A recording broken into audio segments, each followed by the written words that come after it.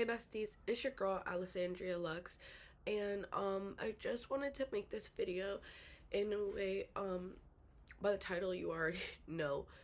um I feel like I had so much to say, and now like that the camera's on, I'm like scared, but I just wanted to make this video because I really needed someone to talk to, and I just didn't want to talk to anybody. I don't want to hear what they have to say back. So I know I was supposed to come back on YouTube, and I had plans for December. I ended up getting very sick with flu A. Sorry about my appearance as well. Like, I look disgusting. I'm sorry. Just close your eyes. Don't look at me.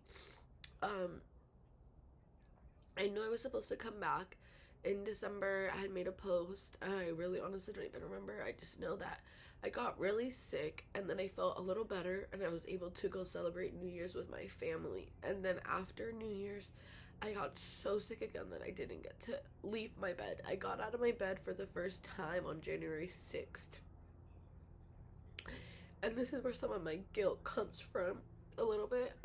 When I was in my bed, I was like drinking NyQuil because I just needed to like feel better. Like nothing was like helping, and I wasn't sleeping. I was just in my bed. I felt like a zombie. So I was drinking NyQuil, and then when I got up on the 6th, I realized like, oh, something is wrong with my cat. Like he's being a little weird, and I just I didn't realize because I was sick. Like I was in my bed and whatever. I just realized like he wasn't being greedy with his food, which he always is, and that's like a number one sign. And also, I'm recording this on my MacBook. I don't even know where my camera is. Like, I'm sorry. So on the 6th, I was like, oh, he's being a little weird. But then he got better. Like he started acting like normal. Like I think it was just because I was like in my room. Like for that time, like my cat had a really like bad separation anxiety, but my girlfriend was here, and she was with them like every day. So I wasn't thinking like it was a big deal.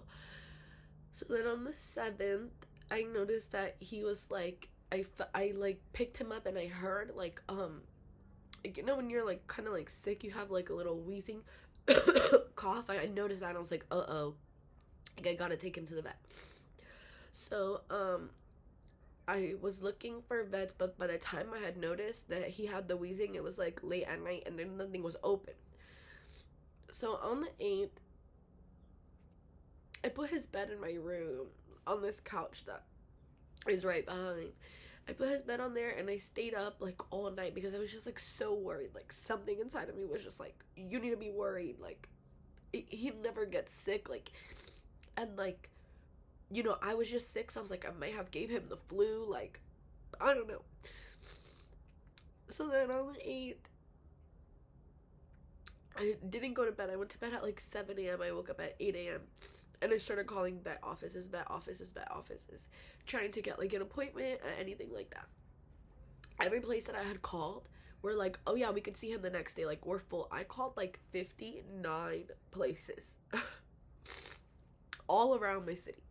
I had found this one place, and they had gave me an appointment, but it wasn't until late in the afternoon, and they were all the way in Kissimmee, and Kissimmee from me is like maybe like in 45 minutes, 50 minutes, an hour, just put it in an hour.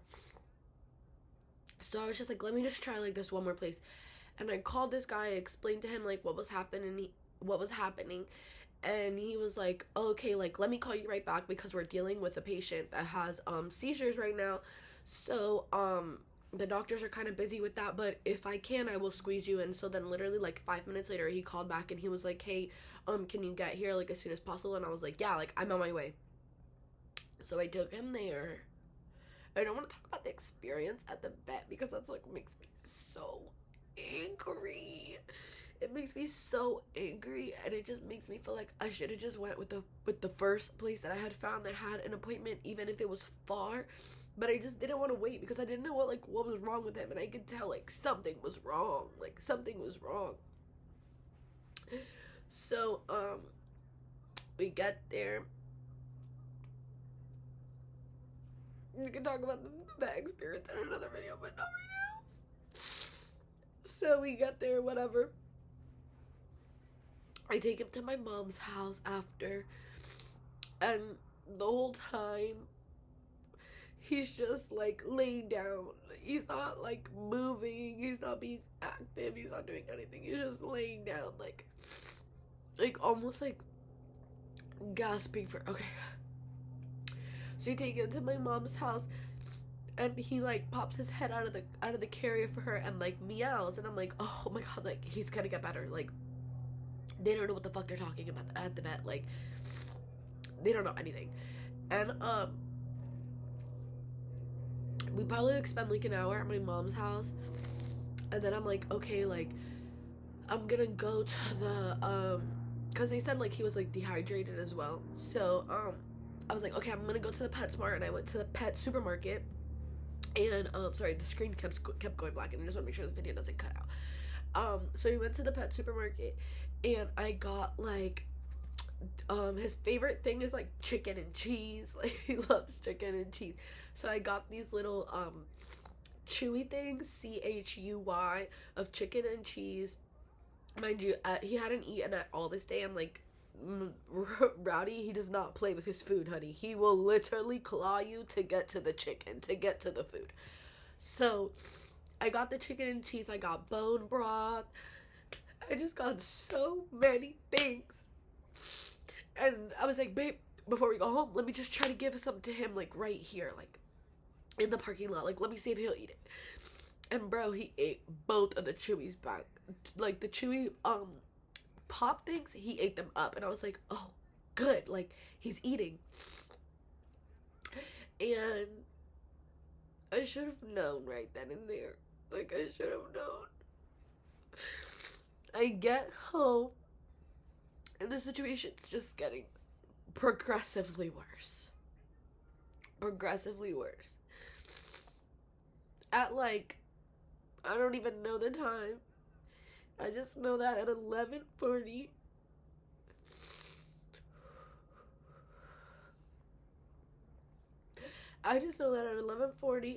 I felt my cat take his last breath. His death was painful, traumatic, and disgusting. And you're probably wondering, like, why and stuff like that. It has to do with the vet, and I just really can't get into that because it was putting me in a bad, very mental space where my mind was telling me to do things so let's not even get into. So he died that night. After, literally hours after going to the vet and being discharged with no pain medication, no answers, nothing. He died in my arms, gasping for air, looking at me, and he was holding my hand, y'all. I know that my tongue crazy, you're like, girl, a cat can't hold your hand, but he literally grabbed my finger, and he literally held it like this the whole time. That night, I stayed with him, holding him like I always would for like 2 hours. And then my body like went into shock, guys. It was like horrible. I just remember like begging my girlfriend, like, help me, help me, help me, help me, help me, help me, help me. I just felt out of my body. I don't even know how to describe it, and I just don't want to go into detail about that because I'm just like so afraid that I'm gonna get into that mode and there's not gonna be anyone home to help me, so I just don't want to talk about that portion.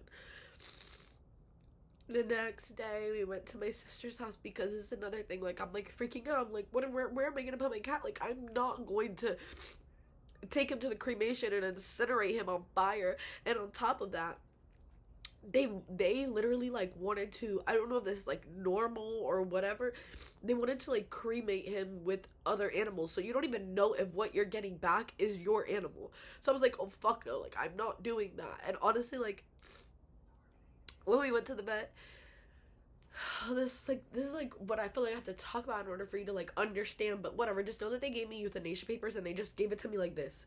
They just gave it to me literally the same way I'm just literally giving it to you. They just literally gave it to me. They didn't explain anything. They didn't even. I left there without even knowing what was wrong with him.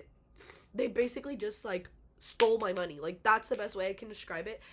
And I know you'll probably like have like a lot of questions.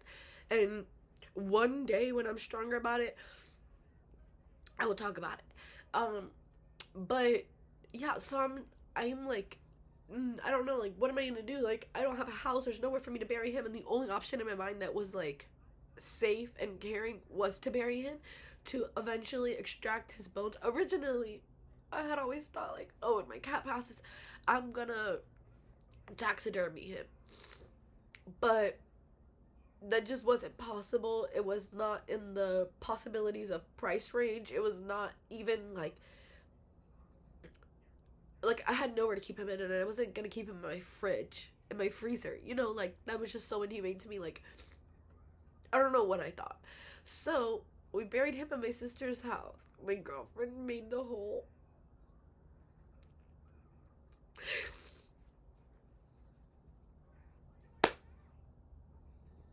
So he's there at my sister's house.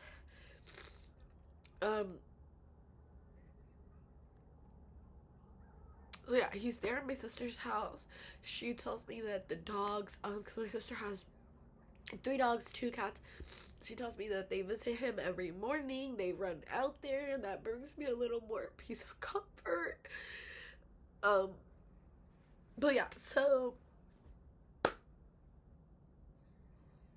I don't know how I've been treated. My mom has been great. My sister has been great. My girlfriend has been awesome. I genuinely feel bad for her because I'm not gonna lie to you. You probably think it's like stupid, but I don't even like want to say it because I don't want to have those thoughts like when I'm home alone without anyone. So, anyways, I just kind of was hoping to be able to share something about Rowdy with you guys, because I know you guys love me and I love you, and I will be judged. So, and I want to get better, especially for Rowdy, because like, that was not just a cat. I swear to God, that was like a human spirit in a cat. I don't even know how to describe it.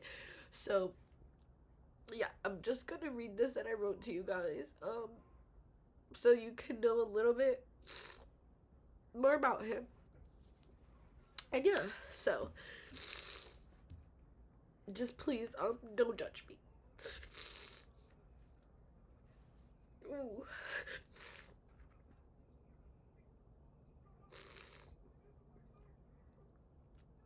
Okay, just give me like 1 second. Okay.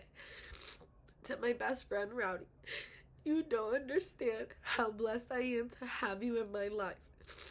I was just 18 years old when I got a message on Facebook from a friend asking if I wanted a baby cat. I immediately didn't hesitate and said yes. Little did I know that would be the best choice I ever made in my life. During my middle school and high school years, I suffered deeply from my parents' divorce and the actions of my father following said divorce. I never had felt so abandoned and so lost. I would actively jump out of cars in hopes that I wouldn't wake up to live another day. I would try to throw myself down stairs multiple times. My life was absolute darkness till the day you came to me. You might not have known at the time that you were the reason why the dark days seemed to not be as dark. Sorry, the screen. Bottle feeding you brought me so much joy. I had never loved something so much in my life, and I started making you food from scratch. And although I know cats are not fans of the bathtub, you definitely got a bath every week, and we would lay down to take a nap every single time. I would wrap you up in a blanket and hold you in my arms, and we would both go to sleep. And sometimes I would wake up and you had ran away, but 9 times out of 10, you always stayed. I always found it so strange that I could be anywhere in my house silently crying and you innocently found me and made sure I was not alone in those moments. I never really understood how you really did it and how you knew what was going on, but you just knew. When I wouldn't be home, you would just lay down and, of course, eat because that was your favorite thing to do. You would literally just wait for me to come home and run to the door. Everyone always said and would joke that you were a dog inside of a cat's body because no one had ever seen a cat act like that. As soon as my car pulled up in the driveway, you were right there at the door waiting for me. You love chicken and ham so much, and I just hope that wherever you are, you have an endless supply. You really didn't like people, and everyone always laughed about how you hated everyone and only loved me, and I truly did feel your love. The day you died, a part of me went with you. Many people don't understand because they think you're just a cat, but to me, you are my baby, and still are. You are the reason why I am alive to this day, because how could I ever perish and leave my baby behind without no ham or chicken? I find it very hard to find a purpose. Now that you're gone, I feel lonely and sad. A piece of me feels so empty. I find myself waiting for you to come through the bathroom door in the mornings as I use the toilet and rub yourself up against my legs. You would literally sit on my lap as I use the bathroom. What a nasty little cat you are. But you truly love me.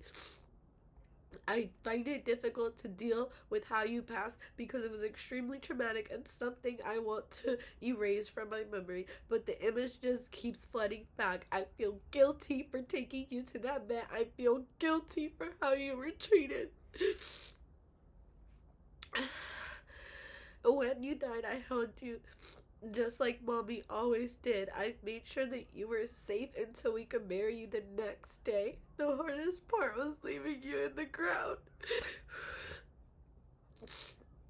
Some people might not understand, but you are my family, and my grief is valid. It hurts me to see how much Mia misses you because although you guys used to have your little cat fights, she truly is lost without you. I think she got your gluttonous spirit because all she wants to do is eat. I hope one day we truly get to see each other again. And I will be waiting for that day every single day. I miss you so much, and I love you even more. You will forever be my beautiful boy, and I hope that you are no longer in pain. I hope that you are happy. I love you so much. I will be putting your headstone any day next week. I am dreading that day because it will make it 100% official. All I can say is that I miss you, Rowdy, and I love you so much. No one will ever be able to replace you or the love you gave me. So, yeah, I just wanted to share that with you guys. I just wanted to I want to get better. I just feel like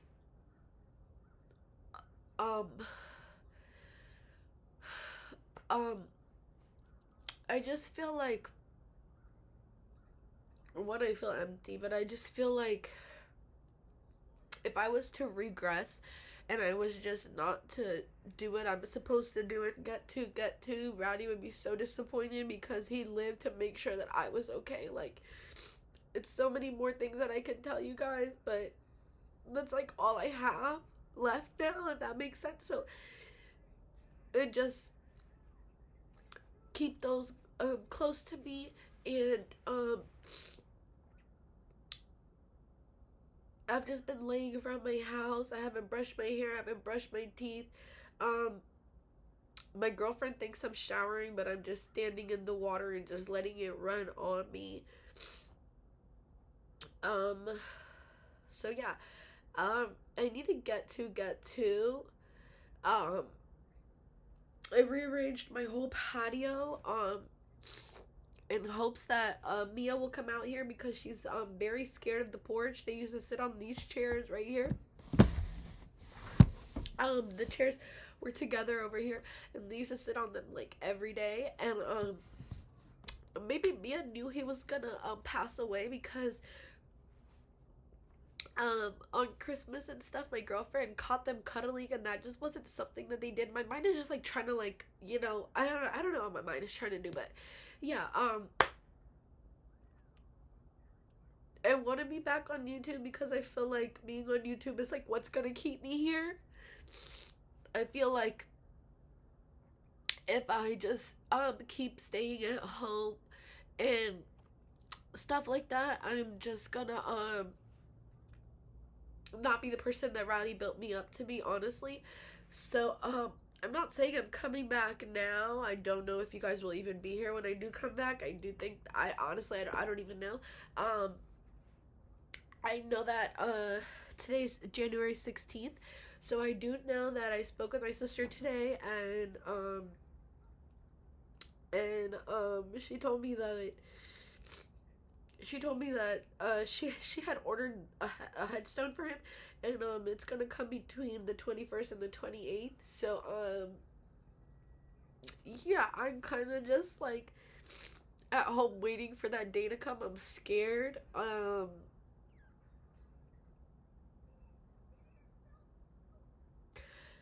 So yeah,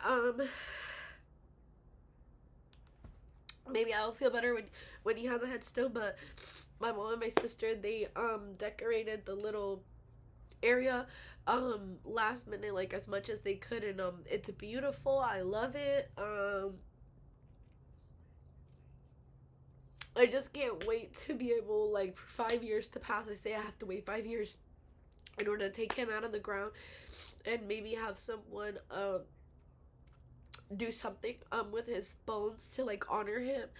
I do have a little area in my house. I don't know if I will show you guys. Dedicated to him. It just like it's like hard because like cats can't talk, but they do communicate, so it's like hard to